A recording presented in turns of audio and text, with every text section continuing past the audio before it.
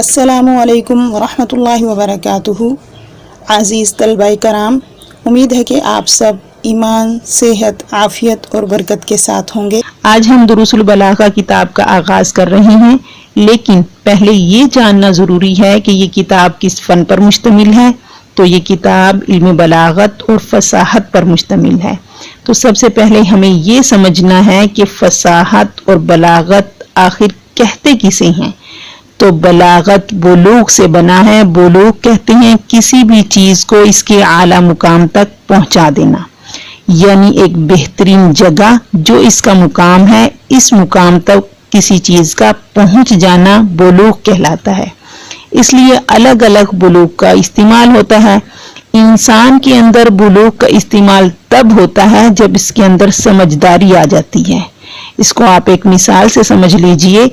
जब बच्चे की गुफ्तगू बिल्कुल साफ हो जाए और इसके अल्फाज बिल्कुल सही और दुरुस्त होकर इसकी जुबान से निकलने लगे, तो अरब के मुहावरे में कहा जाता है अफ़सह अस्सबीशु फी मंतिक़िही, कि बच्चा अपनी बोलचाल में साफ हो गया है। और शरीयत में बुलूग का इस्तेमाल तब होता है जब इस पर शरई कानून लागू होता है।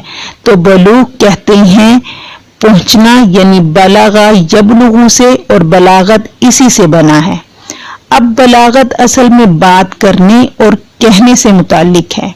हम चूंकि अरबी जुबान पढ़ रही हैं, या फिर चले उर्दू पढ़ रही हैं, या कोई भी जुबान पढ़ रही हैं, तो यहाँ हम बलागत पढ़ेंगे, मतलब जुबान का ऐसे मुकाम तक पहुंच जाना कि जब बात कहें तो एक बेहतरीन अंदाज में कहें, किसी को अपनी बात से मुतासिर कर दें, अपनी गुफ्तगू से दूसरे को अपनी तरफ खींच लें, इसी को कहते हैं बलागत। और फिर जहन में आता है कि आखिर हम बलागत पढ़ क्यों रही हैं। तो बलागत हम इसलिए पढ़ रही हैं ताकि कुरान करीम के अंदर जो अरबी जुबान है इसको हम समझ सकें। क्यों? क्योंकि कुरान के बारे में ये दावा किया जाता है कि फसाहत और बलागत में इस जैसी किताब कोई नहीं है। और ये खुद अरब के लोग जो फसी और बलीग लोग थे, उन्होंने भी माना है कि वो ऐसा क्यों है। तो इसकी ये तमाम चीज़ों को समझने के लिए हमें इल्म बलागत का पहले समझना ज़रूरी है कि ये किस उसूल की बिना पर है, और ऐसा कौन सा मकाम होता है जिसको सामने रख कर हम ये तय कर पाते हैं कि कोई जुमला या कलाम बलागत में बलीग है या नहीं, या कोई मुतकल्लिम जो है वो फसी और बलीग है या नहीं है। अब कोई भी लफ्ज या जुमला उस वक्त फसी होगा जब वो सही ग्रामर के मुताबिक होगा, यानी नहव और सर्फ के उसूलों के मुताबिक होगा। इसलिए हमने ऐसे जुमले इस्तेमाल करने हैं जो कि उम्दा हो, सादा हो और आसानी से समझने वाले हों। इसी तरह कोई भी लफ्ज या जुमला उस वक्त फसी होगा जबकि वो आसानी से समझ आ जाए, यानी गराबत से पाक हो, यानी ऐसे अल्फाज इस्तेमाल किए जाएं जो आम इस्तेमाल में हों, अजनबी अल्फाज इस्तेमाल ना हों। मिसाल इसकी आप समझ लीजिए कि शहर खामोशा, अगर हम इसको इस्तेमाल करें तो ये लफ्ज समझने में सामीन को मुश्किल होगी, जबकि इसकी जगह अगर हम कब्रिस्तान का लफ्ज इस्तेमाल करें तो ये सबको आसानी से समझ आ जाएगा। इसी तरह बलीग तहरीर जो है वो दो चीज़ों से बनती है, एक फसी जुमला या लफ्ज, दूसरा मुताबिकत, कि जो हमारी गुफ्तगू है वो जो हमारी गुफ्तगू की ज़रूरत को पूरा करे। हमें सामीन की ज़हनी सतह पर आकर बात करनी चाहिए। मिसाल के तौर पर जब हम बच्चों से बात करते हैं तो इनकी ज़हनी सतह के मुताबिक बात करते हैं, लेकिन इसी तरह जब हम रिसर्च पेपर में या न्यूज़पेपर में कुछ लिखते हैं तो बच्चों की जुबान इस्तेमाल नहीं करते, यानी ऐसी जुबान का इस्तेमाल करना है जो माहौल के से मुताबिकत रखती हो और सामीन यानी मुखातब के ज़हनी सतह के मुताबिक हो। फसाहत और बलागत तीन उलूम पर मुश्तमिल है।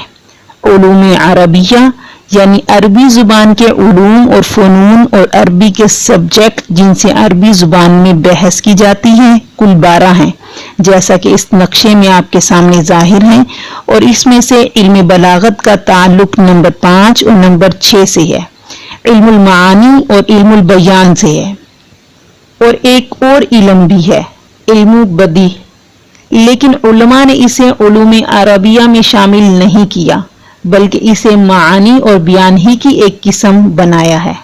ہاں البتہ اس کے علم بلاغت سے کثرت تعلق اور اس کی شدت اہمیت کی وجہ سے اسے علم بلاغت کی ایک قسم بنایا جاتا ہے۔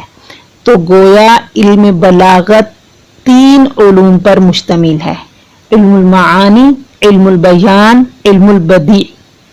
تو ایک اچھا کاتب بننے کے لیے، ایک شاعر بننے کے لیے، ایک اچھا متکلم بننے کے لیے، بلکہ اس سے بہتر قرآن کو سمجھنے کے لیے، اس کے پوشیدہ رازوں کو جاننے کے لیے علم بلاغت کا سیکھنا بہت ہی ضروری ہے۔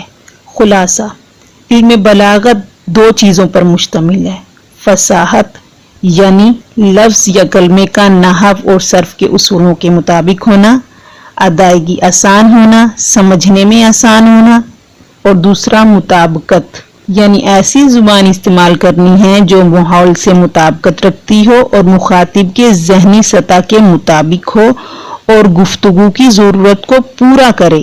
یعنی بلاغت کے لیے ضروری ہے کہ گفتگو کرنے والا متکلم اور اس کی گفتگو کا ہر جملہ اور جملے کا ہر لفظ فصیح ہو۔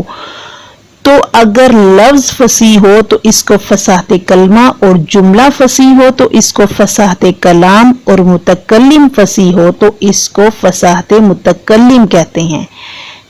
پھر ساتھ یہ بھی ضروری ہے کہ متکلم کی بات موقع اور محل کے مطابق ہو تو اسے بلاغت کہیں گے، یعنی بلیغ کلام کہیں گے پھر اس کو۔ باقی ہم اس کتاب میں علم المعانی اور علم البیان، علم البدیع کے متعلق تفصیل سے پڑھیں گے انشاءاللہ۔ جزاکم اللہ خیرا۔